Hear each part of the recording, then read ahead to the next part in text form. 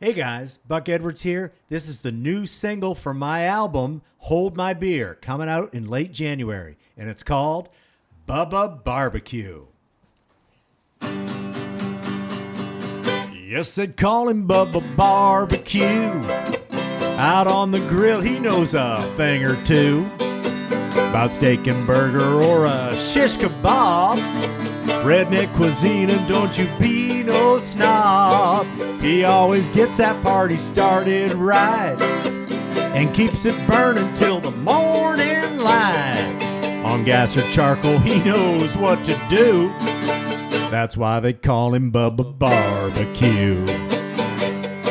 He's got a Traeger ironwood pellet grill and smoker, welding gloves and a cast iron poker, a Winco extra heavyweight utility tongs, a grill grate brush, you can't go wrong. That's why they call him Bubba Barbecue. Out on the grill, he knows a thing or two about steak and burger or a shish kebab.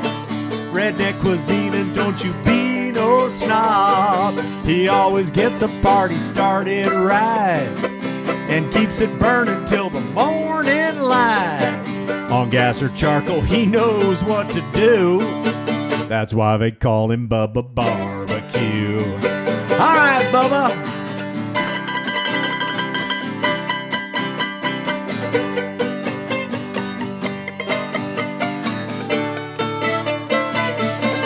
Flip those burgers, son. Smells so nice.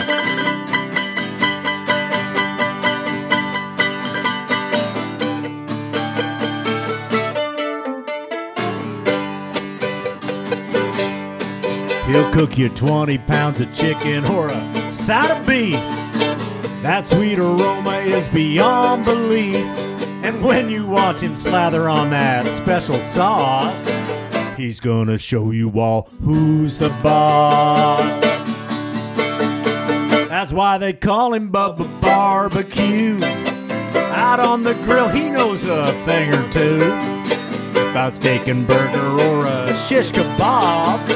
Redneck cuisine, and don't you be no snob. He always gets a party started right and keeps it burning till the morning light. On gas or charcoal, he knows what to do. That's why they call him Bubba Barbecue. When folks come over, you know he'll come through. That's why they call him Bubba Barbecue. Hey, Bubba. All right. Hey, everybody. We're here Friday PM. It's Luigi Scarcelli. I'm really excited. It's another Friday. We started right out with Buck Edwards and friends. Actually, Buck Edwards and his brother playing together. So that song was awesome. Can you tell the audience right away, again, I think you told them before, but for the second time for them, what's the name of that song again? And what's the album? What we did. Just now from your new album. Yep. Bubba Barbecue. Bubba Barbecue. All right. I love it. And so, Bubba, what's the album that's The album's going to be called Hold My Beer. Hold My Beer. That's awesome. Okay. So now I know that about you, Buck, is you do have a lot of interesting titles for songs and albums. So do you guys both conceptualize them, or do you mostly come up with these? That's mostly Buck. That's mostly Buck, yeah. Yeah, he's the one that has the vision. Okay, all right, you know? all right. Yeah, he's a deep thinker. He comes up with the stuff. He spends all his time thinking about it. Yeah. He's the guy. Okay. What do you say, Pete? Yeah. Well, deep thoughts. Deep thoughts. So Jack Handy. The crows were calling my name. They were calling him. Now, do you guys play, when Buck plays out, are you in the band most of the time with him? No, it depends. See, Buck has a rotating cast of people that play with him. Yeah. You know, in this day and age, you have a lot of different musicians who play from band to band because you can't make the money that you used to make. Yes. But it's coming back. It's coming back? Yeah. Okay. They found that in 2013, rock music hit its low. Really? It hit its I believe absolute it, yeah. low in 2013. But by 2016, it had gone up 13%.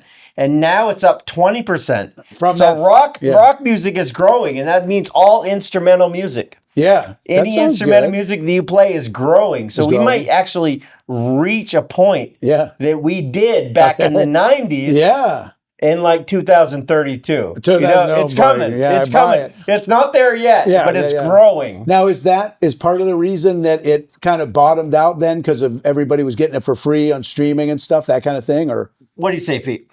Yeah. because you don't buy an How album? can I as follow much. that? Right, exactly. I'm sorry. But it seems like, it does seem like we all remember when you bought a CD. Now, the funny thing is the artist didn't get much out of that CD either. Because No, the record label got it. They get $19, you get $1 or something. Not It's even. usually- And then they yeah. took that dollar. They took that dollar. And then everything that it took to record Yeah. the album and tour support and everything came out of your Came dollar. out of your end, So right. it's like that from $1 to $18. That was all profit That for was them. all profit. But And- from $1 down, that came out of your end of it. And so that was because they would say that was like your advance. Yeah, and they you thought, gave you an man, I'm advance. rich. I got this money now. I'll get money later. And they go, Hey, no, that hey, was Mom, your money. I'm famous. Right. You know? Right.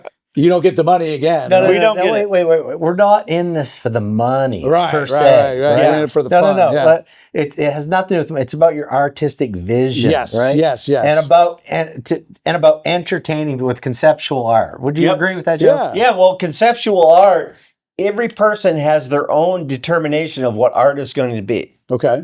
And the audience determines what's going to be popular. Right. Okay. So with us doing Yeah, this country yeah, music right. that we're doing, yeah. we have an audience that loves country music. Correct.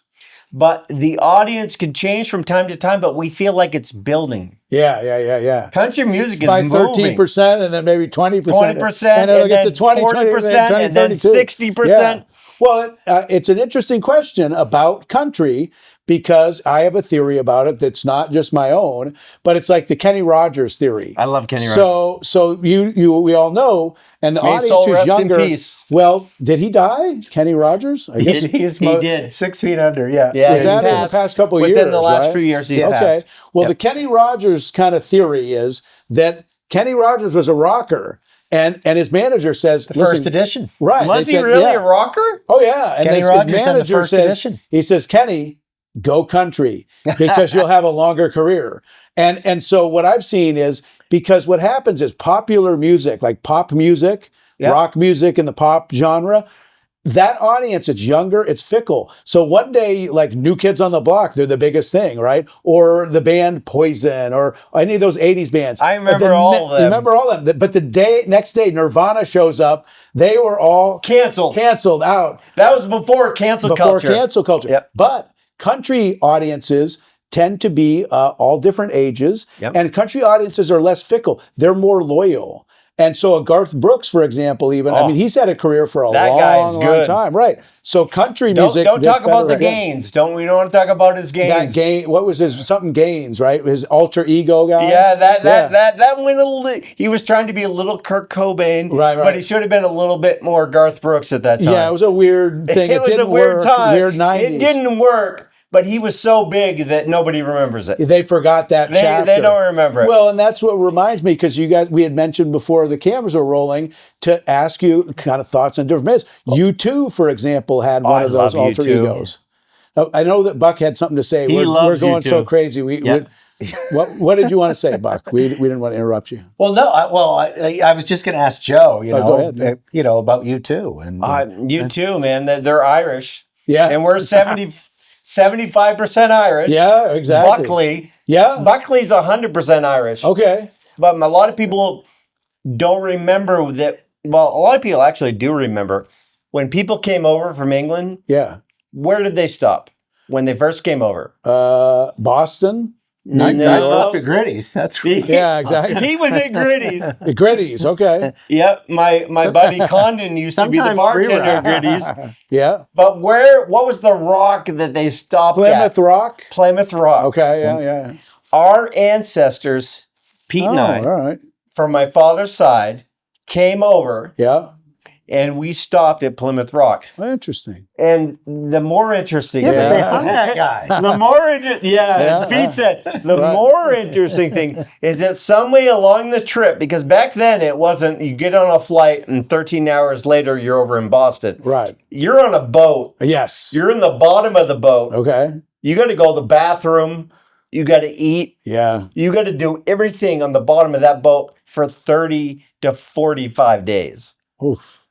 And my distant relative was with his wife and with his son, and he got offended because someone offended his wife On the boat. on the boat Yeah. ride over. Okay. And I don't condone You don't condone it. with Yeah, everything right. that he said Yeah. or did, Right. but he murdered the guy on the way And over. this was your relative, was the Our murderer? relative, Yeah. Plymouth all right. Rock. Yeah. He killed the guy. Hit him with the rock. He hit him with the rock. Okay, yeah. But when they got to Plymouth Rock, Yeah. they finally reached the shores and everybody was down on their knees and kissing the land and say, we're free of all these people who own all their properties and we can finally own our own property and live. They hung him Oh my God. because he killed the guy on the ship because he offended his wife. Now, the other side of the story that I'd hoped for was they said, well, it's a new country, so it's a new start. And Yeah. we had Well, those the son and the mother lived on. Yeah, and that's where you guys... And that's yeah. where we are today. And that's what gives part of it's in the genes. You guys have this But it rebel shows spirit. that we were so The fighters. family oriented Yeah, right. that if someone offended our wife, The Buckley family. the yes. Buckley family as it was, Yeah. but at that time it was Powell because Buckley Powell's. comes from the other side. My Okay. middle name is Powell, Joseph Powell Buckley. Okay, okay. We were Powells at that time. We came from Scotland. We came to the new land seeking a better life. Okay. Someone offended our wife so much to the point You got... that in that time Yeah. we were so stressed out Yeah. that we would kill a person. Right. I wouldn't do that today. Not but today, I don't right. know that the stressors that they were under at that time. Yeah. But he killed someone. But then they're like, when they got to the new land, we're like, I'm sorry, but we're bringing out the noose. And it was the same thing. The new land is the same as the old land. Well, is that where is the name Buck Edwards? Does that come from the Buckley? Oh, hell no. No. No, that came from a bucktooth beaver I saw on the side of the road one Really? time. Yeah, Okay. in Upper Allagash. Yeah. Yeah, or was it Caratunk? Was it Caratunk? No, Let's it was see. the Allagash. Wait, we got married near a beaver dam just outside of Caratunk. No, it was Caraton. Yeah. Right, yeah, There you yeah, go. right. Right, The okay. bridesmaids all were dressed like lumberjacks. Lumberjacks. And the best man brought his old pet skunk. We're going to Jackman. That's where it's going down. Up there in Jackman. Good old Jackman town. There, yeah, That's where Buck Edwards. That's how I remember So, it. Yeah. what's some stories of the road? You guys have played together. You said you've had some wild ups We and downs played on the in road. WOW, which is back around 2000. What was it, 2000? Early 2000s. Early Okay. 2000, we played Yeah. in a band with Andy Russell, and what was the drummer? Beale. Andrew Beale. I know that. Yeah, that name. And right. we played in here, we played in Boston, Okay. we played in New Hampshire, we played all around. We were playing a pop punk at that time. Yeah, it sounds. You know it. Pat Denizio? Yeah, it rings a bell. Yeah. What band was Pat Denizio That in? was in the Smithereens. Okay. Yeah. Yes, we played with the Smithereens. This was That- awesome. yeah. He came up on his acoustic tour. Okay. And we opened the show as WOW. But when we told him, we said, we know all your songs. We knew him. Can Oh, we you did, yeah. do the encore? Okay. And he said yes. Yeah. And so one song stretched to 5 or 6. Then he said, "You want to come Come down on tour to with me, Yeah, bring me on tour. Wow. So we went down to New Jersey and played at the Stone Pony. Okay. And then he helped us get Stone Pony, that's a famous place. I've heard of Do a it, yeah. Google search on the Stone Pony. Yeah. That place is extremely And you famous. guys played there? A lot of So, big yeah. artists have played there. So- a lot of big artists. Yeah. So the green room had beer on tap. It was great. All right. We did the Smithereens Greatest Hits in New Jersey. Yeah, We couldn't yeah, get, yeah. and then we came back, did a sold out show in Portland. And Pat, to show his gratitude, I love Pat. what He a hit guy. on my girlfriend. He hit on your When we girlfriend. played here in Portland. Who wouldn't love that? And my Right. girlfriend comes up to me and she's like, Pat Denizio was hitting on me. And I was like, you should be honored. Yeah, exactly. Right? Right. I was like, I'm not jealous. You should Right. be. This guy's a legend. Yes. You know, this guy's had videos on MTV that were like hits. You remember MTV when MTV was MTV? When they played music, yeah. Oh, yes. Exactly, yeah. Yes. So Pat, to pay us back, Pat was on the board of Jim Beam Whiskey. Yes. And he got us a sizable 5-figure grant. Ooh, that was big. And we went in the studio. Wow. We went in. Joe Yep. was the lead guitar player on that album. We Yeah. recorded that was then This Is Wow. It was like 13 songs. it was huge. It at was the time. huge. Yeah. And I got a letter which is on my wall from RCA Records. Okay. Send us the new album. RCA. Yeah. At the time, that was when RCA was meant yeah, something. Major. And yeah. then so they had our album and there was a woman who was the A&R person. Yep. And we call a month later and they go, "Oh, sorry, she got fired." Oh, that's how quick it moves in the music business. yeah. So we went from thinking we're on our way, On the we're way. going to be signed and off, and then she's fired, and then a few gigs later, everyone in the band got pissed at each other, and the Yep. band broke up. I guess Somebody had gotten mad that somebody else's girlfriend was talking to somebody else's I girlfriend. forget what it and was. We didn't get It was paid. like, Right. that's how it works in We the played a music business. gig. No, I remember what it was. We played a gig and we didn't get paid. No. It was out in Buxton at that big hall, whatever it's called. I do, yeah. I know Yeah, that we one, and the promoter didn't pay us. He didn't pay. And the bass player was fucking pissed. And He was really pissed. he was really, really pissed. And Yeah. he quit and stormed off. And took it out on you and guys. so then maybe. that's when I decided to go off on my own as Buck. That's Yeah. when you became Buck. That band went down, so I started Buck. So if you had to sum up who your alter ego, Buck Edwards, is, because as I said before, sometimes Buck is the country guy who's kind of the beer. I think you like beer always a lot. But it's sometimes in the summer, I've found that Buck is more like the Jimmy Buffett guy. We're a seasonal ale. Yeah, Buck is yeah, a seasonal yeah, ale. exactly. You got your Cheeseburger and summer, beer, he's you've all got right. your Right, summer, cheeseburger in your summer paradise, ale, right. your Yeah, Oktoberfest, exactly. right? Your Yeah. spring wheat. Yep. Buck is like a seasonal Well, ale. 'cause he The likes it all. Yeah. It changes, it evolves. Right, Yeah. right. It changes, it evolves Exactly. throughout the year. See, this guy, when Yeah. I was growing up, when Yes. I was, he was a little bit older than me, but when I grew up, he it was became less. big Yeah, it on the became less. Beatles. Big on the Beatles. The very first songs that I remember that when I was a kid yeah. were the very first song I remember is Ringo. What was Ringo? What songs did Ringo have that were big? Well, he had Octopus's Garden. Yeah, wasn't but that what was him? the big I didn't one? know there was going to be a quiz. Yeah, it's Yeah. like Octopus's Garden, I think was a Ringo song. An Octopus's Garden. Like, That was the big one. yeah. But there were also other songs that Yeah. the other Beatles played, like Yellow Submarine, Right. that were in the vein. That's Of the a Ringo. first. That's the Yeah. very first song Yeah, that I remembered. And Pete, No, wait, Pete knew well, how to play them. Right. But here, I can play every Beatles song, but Yeah. here He is where knows them. Buck came Right. from. He knows them. It was Sunday night was Okay. music night on all the different stations. And where I got the music from was we had a little show you might remember called Hee Haw. I remember he. Oh, yeah. So I would Crazy have seen show. that. We would have had another show called Sha Na Na I was just literally watching on with Bowser. yeah, the Shana Na like an And hour though, ago. but the biggest influence of all was, of course, Lawrence Welk. Yes, Right. Lawrence, So- my mother loved that. So if- Saturday after church, we'd come home. We'd watch Lawrence. So Welk. I would say if you listen to Yeah. a Buck album, They you're got going to all hear those. the Lawrence Welk influence. What about the, Probably Yeah. on every There was one track. other band that I knew of because when we had very few stations, the Irish Rovers. Remember watched those guys? The Rovers. See, we had three stations. That's before me, but Yeah, he the knew Irish that. Rovers three stations. So the existed Irish too. Rovers had their own TV show. Oh yeah, in the year of our Lord Yeah, 1806, that was the Irish we would Rovers, sail yeah. from the Ramford of Cobb. We were sailing away with a cargo of bricks for the Grand City Hall in New York. Hey! 'Twas an elegant craft, hey, rigged fore and aft. Oh, how the mainsail drove her.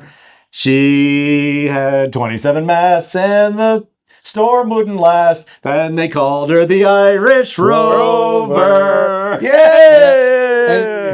And we started with the question about you too. We went all the way full circle to the Irish Right. Rovers. You too. Yes, but who but- was the yeah. other big guy from Rennie Ireland? Samard. Yes. The Rennie There you go. Samard show. Yep. Remember Rennie Samard? I'm Rennie guessing he's the Samard. French guy. The French right? guy, And they yeah. had each- So this was Yeah, on yeah. We're Sunday part night. French. We're part French. We have Nugent in our bloodline. that Nugent comes. and There was a Prescott, royal in France. That's where we have Buckley, which is picking potatoes. The Earl of Westmeath. Westmeath. In Ireland. In Ireland. Interesting. His name's William All right, Nugent. yeah. He's our relative. Yep. But he came from France, and he was royalty. Yeah. Hello. And so we come from royalty, but we move. You're men of the people. We're like 10% over here picking potatoes and 90% royalty, but we're more over the potato. Well, we picked potatoes like royalty. We picked them like royalty. Exactly, if I could get someone else to pick my we section, dusted them off, right? Yes, exactly. And we placed them on a pedestal. I was more in quality control, right? Pete's always quality control. I was the picker. Joe was the picker. I was the more gritter. of the quality control. Like, he was the guy. grit. He was judging the potato that we like the picked. picker, and that's that song from the Picking picker, and the grinning. sinner, and Pete, silver, sing and the sinner. potato picker special for us. Okay, yeah. Give me the first word of the song. How's it go? Drew Ready? knows it. First. Tater, tater, raisin, raisin, tater, raisin bread. Tater, Tater, raisin, raisin, tater, raisin man. brown from too much sunshine, tired from too much toil, weary to the bone from trying to scrape a living out of nothing but a rocky soil. Well, the poor old tater farmer, it's a wonder he ain't dead. Well, I was talking to one just the other day, and I swear here's what he said. What'd he say? He told me, pick 'em up, put 'em in the barrel, put the big old barrel on the tater truck. If you want to make money when you're raising these spuds, you sure need a whole lot of love. Well, if the blight don't come in the middle of the year, the pickers come when I call. If the bank holds off on the money I owe, and the frost don't come too soon as fall, I got 'em in the ground. I can't quit now, but you won't find me grieving. I'll bet you $5 it's my best year yet, 'cause it looks like I'm gonna break even. Yeah.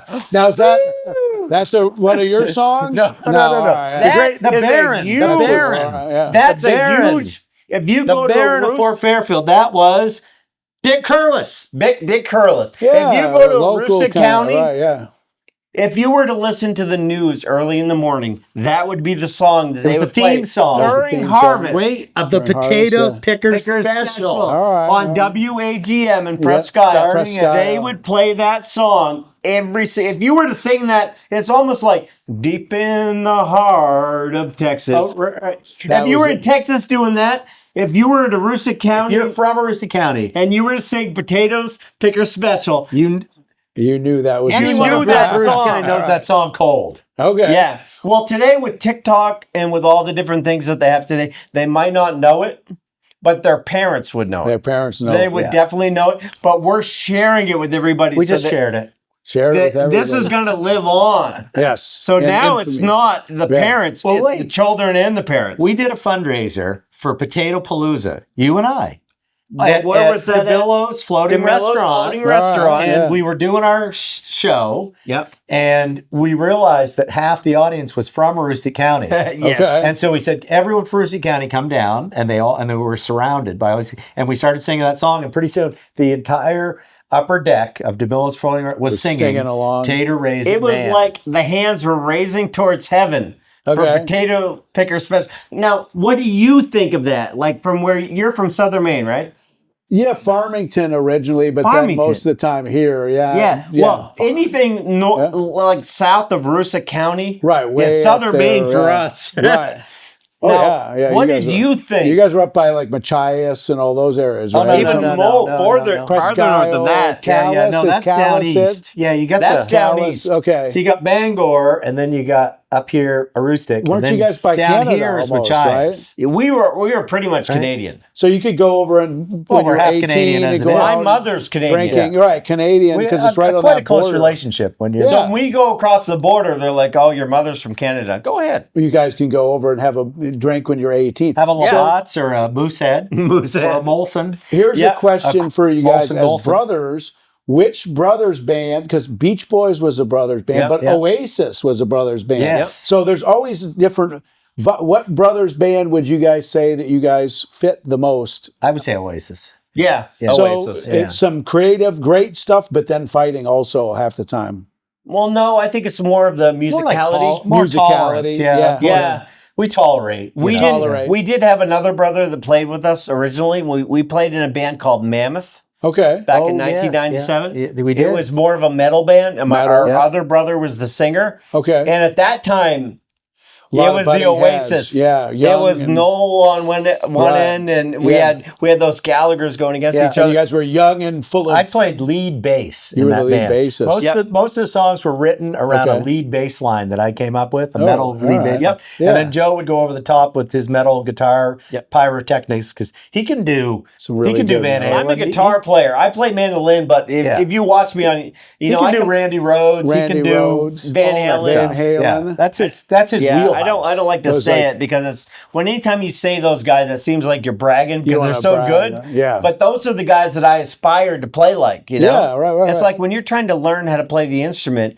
you start out with chords, and then you start out with Chuck Berry on the guitar, and after a while, you're like, I want to learn something different, and then you get into Clapton, Get into Clapton. and then you get Yes. you Yeah. get into the Stevie Then you Ray get into Vaughan, and then you get into the Buck Edwards band. And, then so you- what I did, Buck Edwards, yeah. what I did was Yeah. took a mandolin and said, "Here, Joe, you're Gave the him new a mandolin. mandolin Yeah. player." Right, And I right. handed it, and we went out and started playing Yeah. shows, and it went over really well. Yeah, Well, they liked yeah, it. People you- loved the combination, the of combination. the acoustic guitar and the mandolin, and so we. I'm just waving to one of the guys Waving out to one there of the who's people kind of on looking set. through the Well, joint and so in. you guys had Yeah, you play a lot of like bigger fairground things in the summer. Well, that I've we seen played the outside- Cumberland yeah. Fair. Cumberland Fair. Yeah. Two We were couple years Saturday running, night, right? 3 years, The 3 years closing running. spot, right? We were the Saturday night closing 'cause band 3 years in a row. So is that a fun time of the year because people are outside and huge. they want to have, and a lot of songs are fun for that kind of like drinking, having fun. This partying. year was the best year that we'd had. This is the first This year is that the I best played with year. them, Yeah, but I've been there the last 4 years. Okay. We've had good crowds, yeah. but this year it was packed. yeah, so And not only was the seats packed, people that were walking by on both sides of the stage were like, wow, it's like in this day and age with the Taylor Swift, Yeah,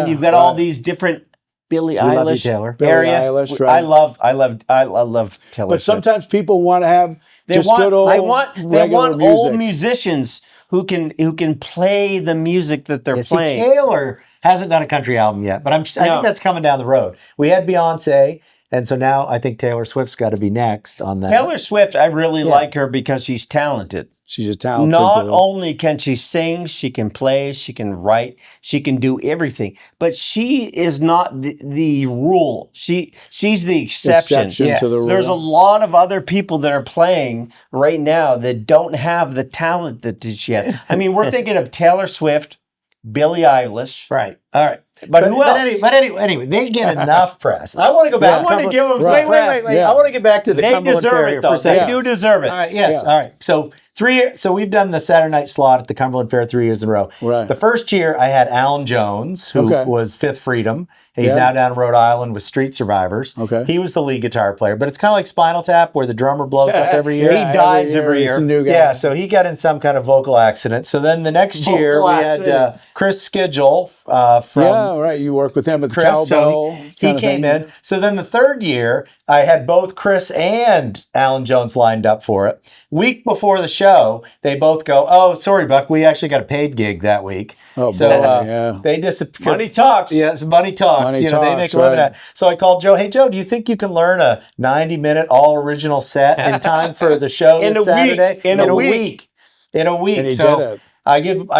the one thing is, since we've got everything recorded, I got the whole set list on YouTube.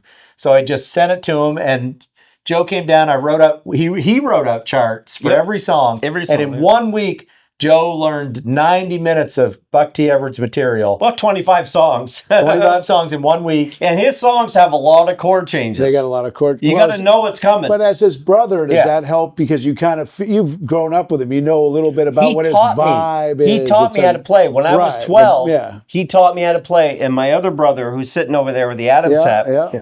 he was living in Orono. Yeah, Adam's Okay. family. And I begged him. I said, let me borrow your guitar for a year. Yeah. And he let me borrow it. let you And borrow Pete came home from Christmas and he taught me 12-bar blues. Yeah. And then he taught me the minor pentatonic scale. Okay. And when I learned the minor pentatonic scale, I was like blown away. I was like, I can now solo. Yeah, yeah. And then it was like the whole world opened up to me. And then Pete and I, from that point on, we started playing. We did a boat christening party when I was a junior in high school. Yeah, I brought Joe along Brought him to along, everything, yeah. and very soon the student surpassed the master. Yeah. I can play lead guitar, and some people think I'm decent at it, but Joe, he's done 12-hour telecasts of like every rock 80s 90s hair metal band.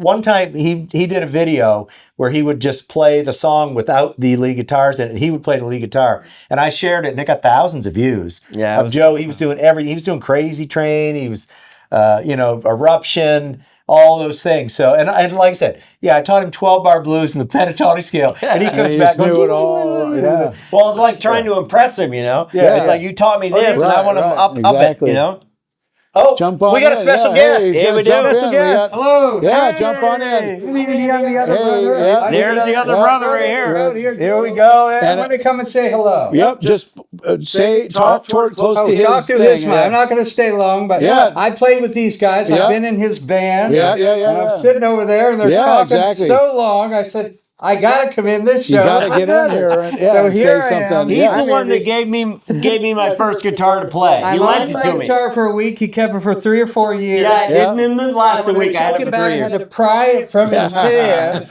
And but that's about all. I didn't really teach Joe, though. Pete was the teacher. He's He was the one that teacher. He's provided the the older instrument. brother. I created a monster. You're the older brother of all He's the older one. guys. He's Frankenstein over Exactly. here. All right. In and out of his bands. So I He's just Gene wanted to- Wilder. Wait, while you're here, wait, no, one second though. Yeah. Because earlier we were talking, Luigi over here used to work in Hollywood, do background acting. Right, he did. These guys were on the same shows, had Same card. TV shows, maybe together at the same time. They were all there at the same With time. you. Yeah. With you. You That did episode, background. yeah, there was a couple episodes in Las Vegas. I did because Las they had Vegas. a You big were a group. pit boss, and I was a dealer. Yeah, we might have been on the same I show. kind of feel like I recognize you, but that's You look familiar yeah. too. Well, because it was. the same We'll look time back to period. that one because I don't know how many times Sylvester Stallone and I James worked with Caan him. were on there. Yeah. That was the I same worked shows the I was episode on. where Yeah. James Caan Yep. and Sylvester Stallone were playing golf. Right. Yeah. But then after, they were in a warehouse scene and they were fighting together. Right. I remember. Yeah. And I remember Sylvester Stallone had the biggest forearms I'd ever seen in my life. Right. Right. He's got long arms. He's like an ape. Yeah, he was eating a lot of spinach over the I don't years, know I'm what it was guessing, that he right? was Yeah. eating, but man, give me Well, some. he's eating a lot of that to where the guy still looks all jacked up. But I I think was it's working on another movie that was with Anne Heche. Do you remember Anne Heche? Yeah, No, it I wasn't. do, No, yeah. it was Anne. yeah, she's dead. passed Yeah, she passed away. Yeah, no, it was another movie I worked on.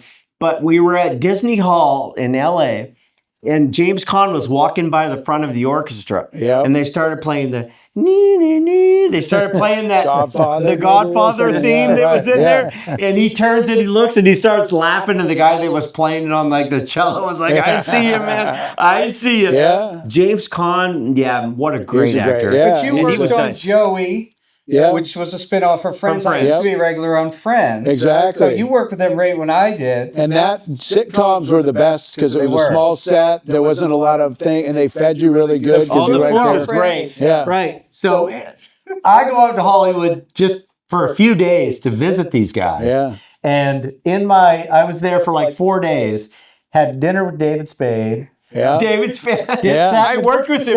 Sat in the VIP room with Dan Aykroyd. We went to this was even better. So we put on our suit coats. Since he had a SAG card, we had tickets to the SAG Awards. Yeah. Walked the red So we walked on the red carpet. Yeah. 2 days. I've been there 2 days. 2 days.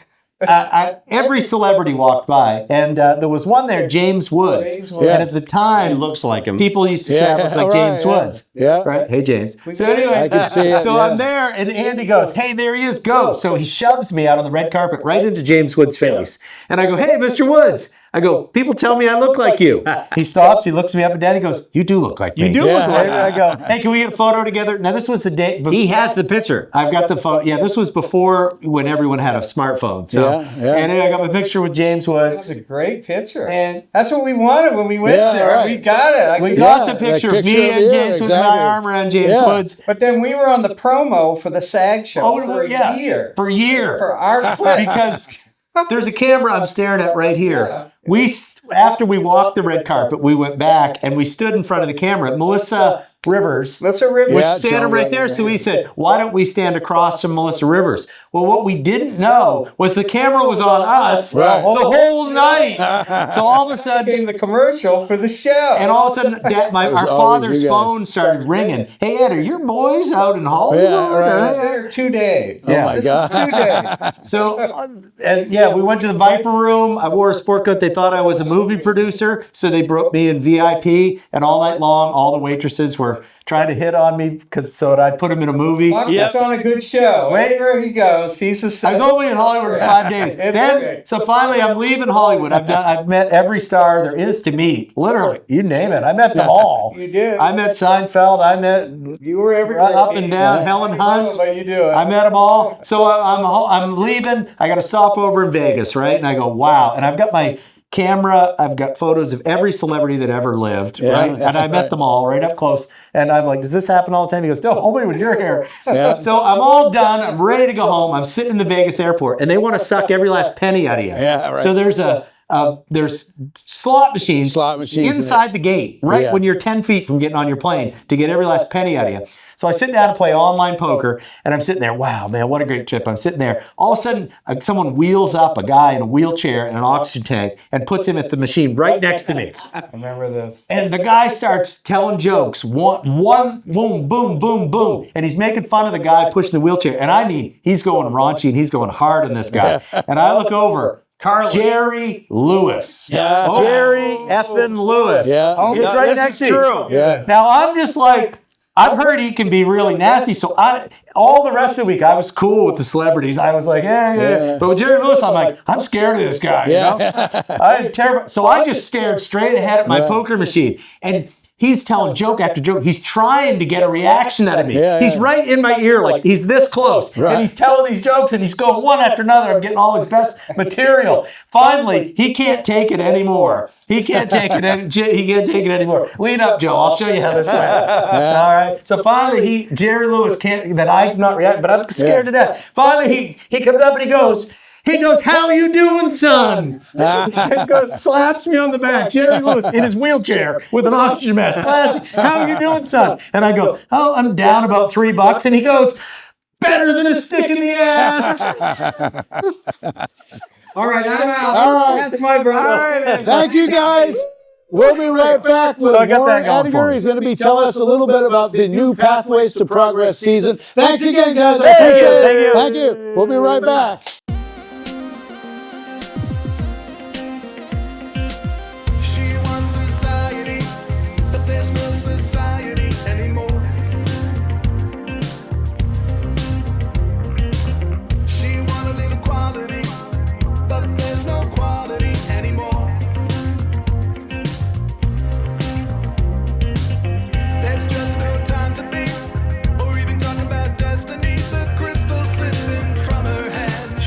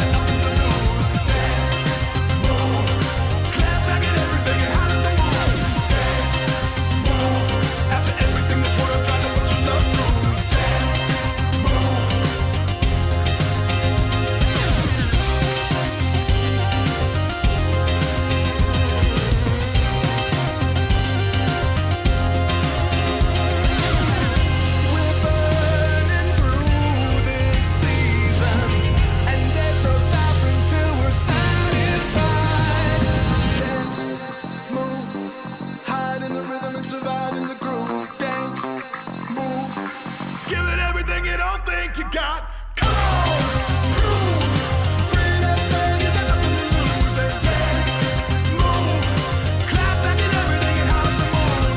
Give you all of it's due. After everything this world trying to put you up through. And dance, move,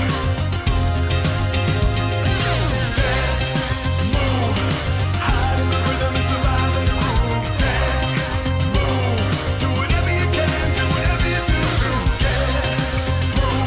Keep your heart on fire and you look so cool. Dance, move.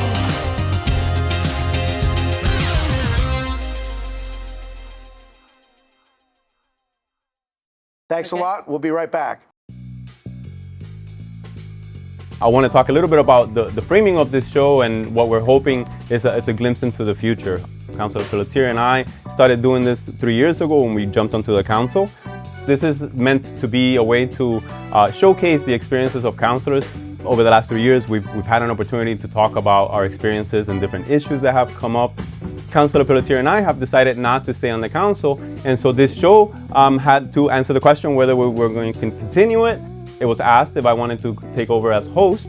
So come January, I will step in as a full-time host, and we're going to try a different iteration of this setting, and it's going to be very similar to what I'm going to do today. Hey everybody, welcome back to Friday PM. I happen to be here with my good friend Warren Edgar. Warren is the producer of a show that's been on for several seasons. He's going to tell us more about it because I would probably screw up part of how many seasons it's been on, but it's several seasons. Pathways to Progress. It used to be with Lisa Savage and several different city councilors, but they're about to reboot for a new season. The upcoming season is going to be with a new host, one of the city councilors, formerly a city councilor and now the host, Roberto Rodriguez.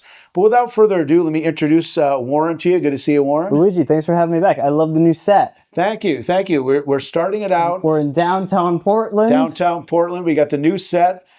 It's Christmas time. We want to make sure to promote our Christmas special is upcoming. That's exciting. We're going to have a lot of really good local music, a lot of things that are going on in the Christmas spirit. And I want to make sure we always remember it's our 3rd annual New Year's Eve live special. So that's exciting too. Music, all kinds of great stuff.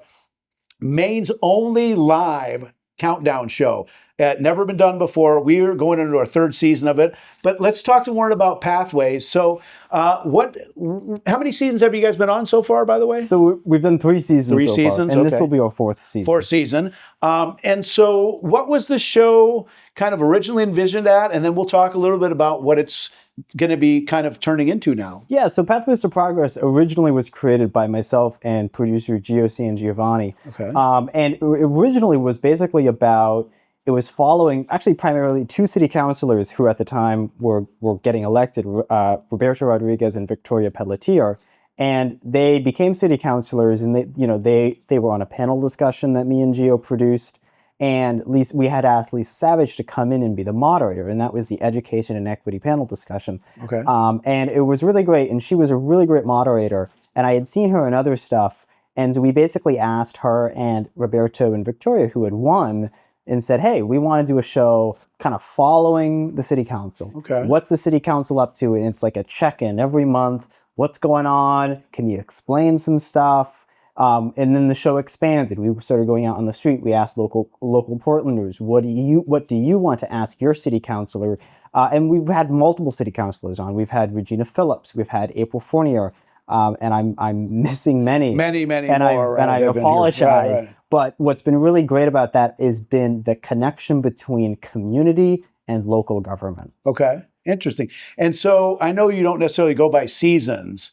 So it's more like it's been on for several years. Yeah. And it kind of, I mean, to me, from the outsider looking in, it seems like it started out at the beginnings of some of these younger people, really vibrant, people on the city council. And they've gotten to the point where now they're kind of retiring from it. So it's been a little bit of a shift. Because a lot of them now, I mean, they're not really going to keep doing the show if they're, just regular citizens. So there's some shifting of it. But one of the gentlemen on it, Roberto Rodriguez, who is really like an integral part of the show for all those years, he's now going to be the new host. That's correct. Okay, yeah. yeah. So Victoria Pelletier and Roberto Rodriguez, basically their terms were up. Yes. And so the thing was, the conversation that took place with the producers was basically, okay, do we want to continue this show or do we want to end it? And the consensus was, hey, this show, it's been on, it's been really popular, and we've had some really great support behind it. How about let's do another season? Okay. And the idea, Lisa was like, I'm kind of, she had kind of figured out that, you know what, I'll produce the show, but I'm not really going to be the main face of it. Right. So Roberto said, you know what, I got this. He stepped in. So he's now the main host. He's the main host. Exactly. And so the premise of this new season, season 4, same name, but now it's going to be him sitting down with a local official, a local politician, a former local politician. I don't know if I can say this, but I will say it anyway. Ethan Strimling, we'll cut it out. Ethan Strimling, former mayor of Portland, will be on the new first episode of season 4. Excellent. Talking to Roberto about his time in office and his time out of office. And basically the idea is, let's talk to local politicians about the impact that they've had, about the impact that they've seen in the city. And it's really awesome. Well, so again, as me looking at it from the outsider, because before you had Lisa Savage was the host, and the city councilors were kind of a mainstay on it. So it was almost a little bit of an interesting kind of crossfire between them, although they were pretty much a lot of kind of aligned politically. Yeah. But now it sounds to me more like there won't be any like permanent guests. Roberto will be the permanent host, but he will have a lot of different politics. So that'll make it interesting because you'll hear a lot more diverse ideas from different ends of the spectrum. What I liked about Pathways was it was really great for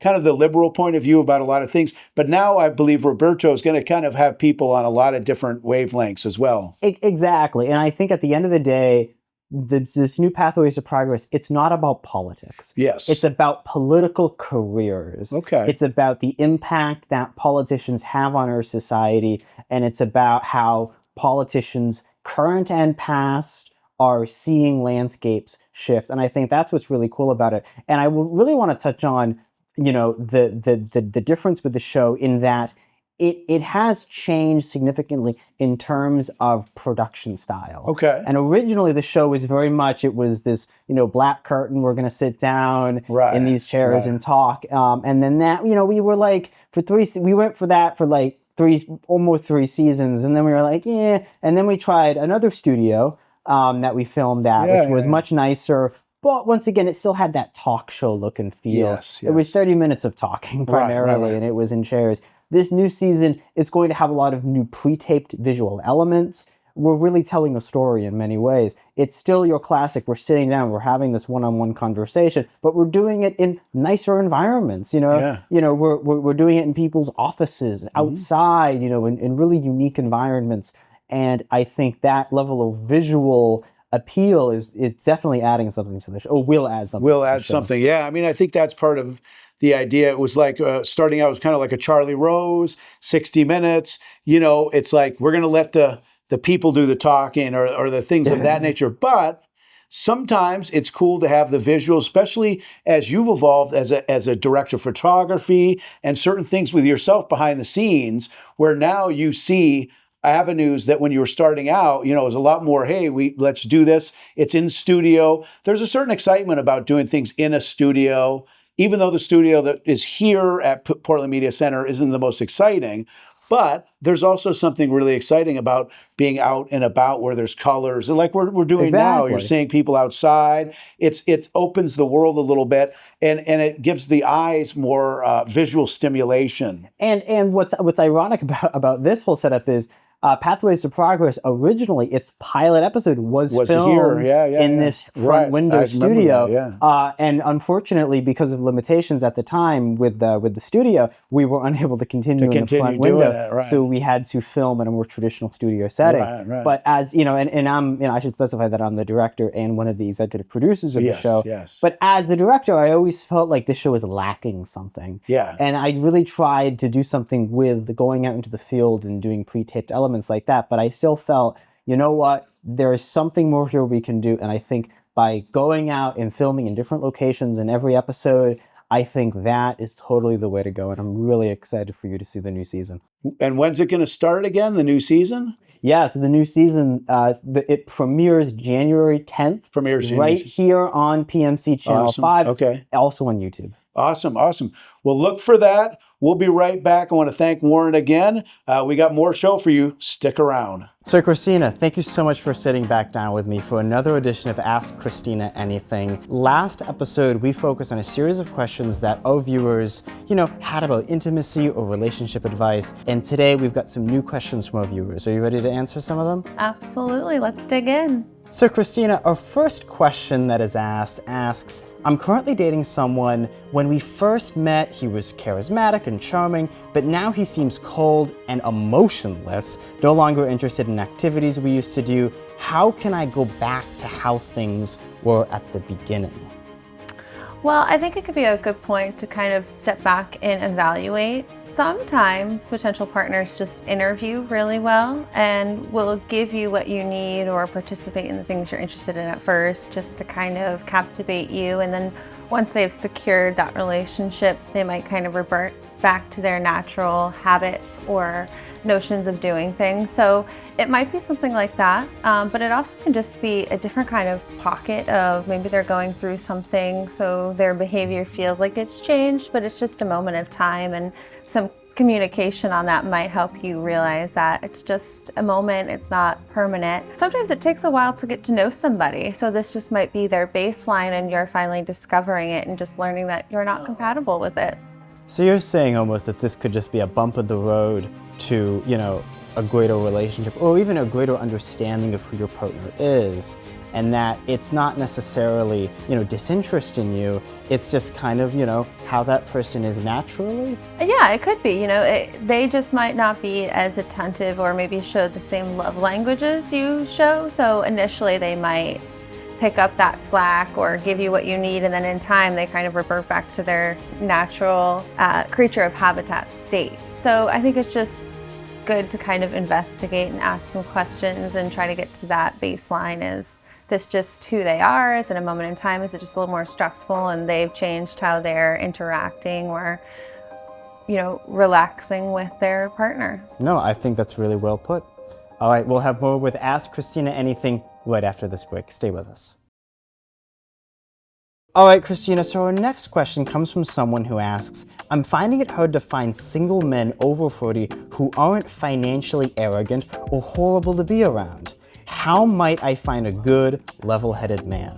I think one of the baselines you can check is like, where am I going to meet these potential suitors? Am I closing down the bars at 1 a.m. on Wharf Street? Or am I attending community events that are bettering my community, that are people of like mind, like want, and like desires as me? So I feel like sometimes as people gain wealth, they can actually just become a little bit out of touch with reality. And so they might not treat their partners with that same respect, including their employees and their people around them in business. So sometimes it just takes somebody to kind of give them that reminder of like, look where you are. Do you still have the same amount of friends you have now standing aside you as you did in the beginning? And kind of what has your journey looked like to get to your success?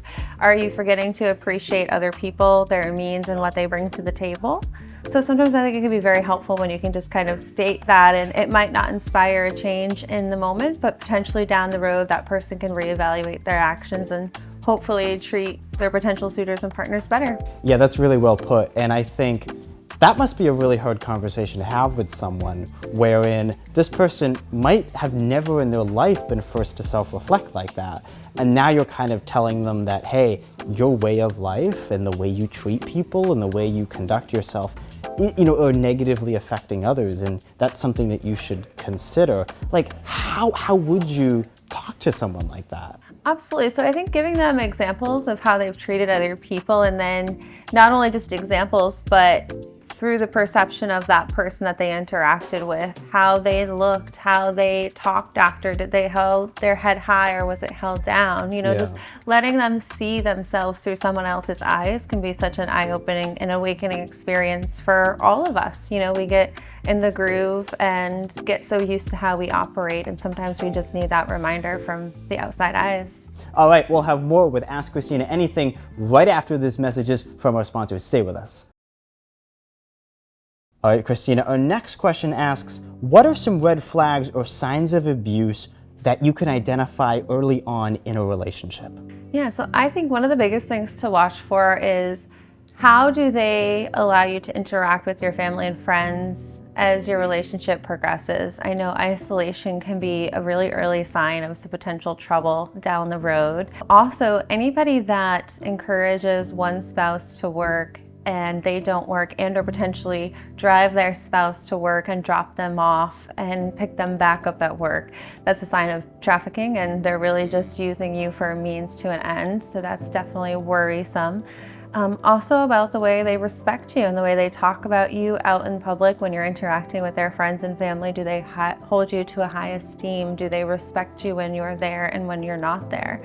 So sometimes I think we can overlook red flags because we're lonely or we appreciate certain aspects of somebody and what they bring to the table, but they can be red flags that if dealt with initially could potentially save a lot of heartache down the road.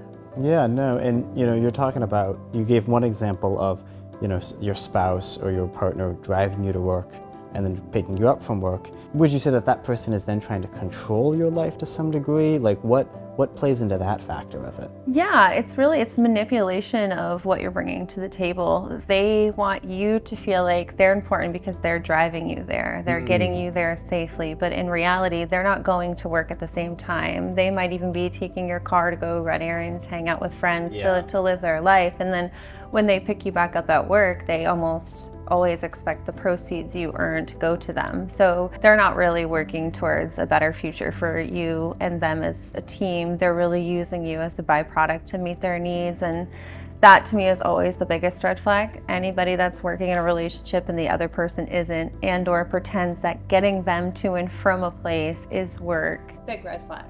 Yeah, and then the other thing you said there, it seems pretty simple, but it is something to look for, and that is, how they talk about you when you're around and then how they talk about you when you're not around. What are some ways that we can identify that behavior? Absolutely, just really keeping your ears opened and not being naive when you hear things and investigating, asking questions. There's been relationships before that I've been in that I've heard things and I just internalized them or assumed I knew the outcome or that it was true or not true. So we really have to give people the benefit of the doubt and approach them and have conversations.